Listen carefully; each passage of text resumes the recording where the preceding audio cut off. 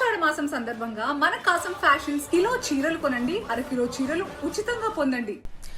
ఏపీలో ఢీ అంటే ఢీ అంటున్నారు బీసీ నేతలు. కూటమి పాలనలో బీసీలకు తీవ్ర అన్యాయం జరుగుతోందని వైసీపీ అంటుంటే అసలు జగన్ పాలనలో జరిగిన న్యాయమేంటో చెప్పాలంటూ డిమాండ్ చేస్తోంది అధికార పార్టీ. బీసీలకు ఏ పార్టీ ఏం చేసిందో చర్చకు రావాలంటూ పరస్పరం సవాళ్లు విసురుకున్నారు. ఉన్నట్టుండి నేతల మధ్య మొదలైన ఈ బీసీ ఫైట్ కి కారణమేంటి? ఏపీలో బీసీ మంత్రం జపిస్తున్నాయి అధికార విపక్షాలు. బీసీలకు ఇచ్చిన హామీలను కూటమి సర్కార్ తుంగలో తొక్కిందని, బడుగులకు స్థానిక సంస్థల రిజర్వేషన్లోనూ అన్యాయం చేసే కుట్ర జరుగుతోందని ఆరోపిస్తోంది వైసీపీ. అందుకే వచ్చే నెల 9వ తేదీన విజయవాడలో బీసీ గర్జన సభ నిర్వహించి ప్రభుత్వాన్ని నిలదీస్తామంటున్నారు ఫ్యాన్ పార్టీ నేతలు. బీసీలు డిప్యూటీ సీఎంగా ఉండటానికి చంద్రబాబు నాయుడు కేబినెట్లో అర్హులం కాదా అని చెప్పేసి మొట్టమొదటిగా చంద్రబాబు నాయుడు గారిని క్వశ్చన్ చేస్తా ఉన్నాం.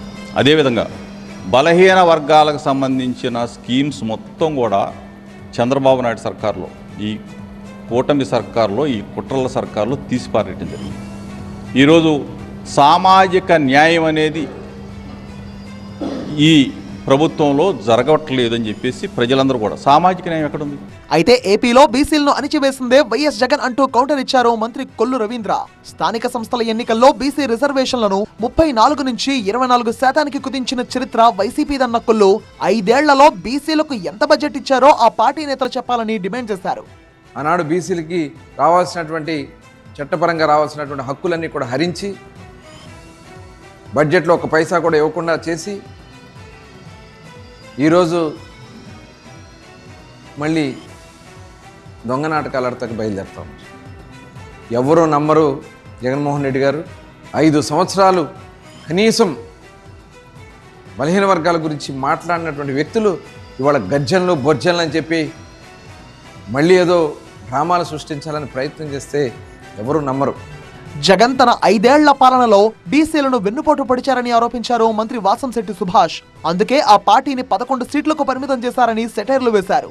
వైసీపీ నేతలు తాము చేసిన దారుణాలు, అవినీతిని కప్పిపుచ్చుకునేందుకు బీసీ కార్డును వాడుకుంటున్నారని మండిపడ్డారు. నువ్వు చేసిందయ్యా ఏంటంటే జాతి పేరు చెప్పి కోళ్ళ మీద అది సాష్టాంగ నమస్కారం చేసావు. ఈరోజు ఏదో బీసీల మీద దాడులు అన్నారు. సిగ్గు శరం ఉందా మీకు అసలు బీసీ కార్డు వాడటానికి? బీసీ కార్డు వాడతారా? మీరు చేసిన అవినీతిని కప్పించుకోవడానికి జోగి రమేష్ అగ్రిగోల్డ్ భూములు కాజేసి డాక్యుమెంటేషన్తో సైతం దొరికిపోతే బీసీ కార్డు వాడతారా? అంబటి రాంబాబు అడ్డంగా బూతులు తిడుతూ అడ్డంగా దొరికి మళ్ళీ కులం కార్డు వాడతారా? అంటే మీరు చేసిన అవినీతులకి కులాన్ని అడ్డెట్టుకుంటారా? బీసీ కార్డుని అడ్డెట్టుకుంటారా? అలా మీకు సిగ్గుశరం ఉందా? మొత్తానికి బీసీ గళంతో మరోసారి స్పీడ్ పెంచాలని భావిస్తోంది వైఎస్ఆర్ కాంగ్రెస్ పార్టీ. అటు అధికార పార్టీ కూడా అదే స్థాయిలో కౌంటర్ ఇస్తుండటంతో బీసీ పాలిటిక్స్ ఇంట్రెస్టింగ్ గా మారాయి.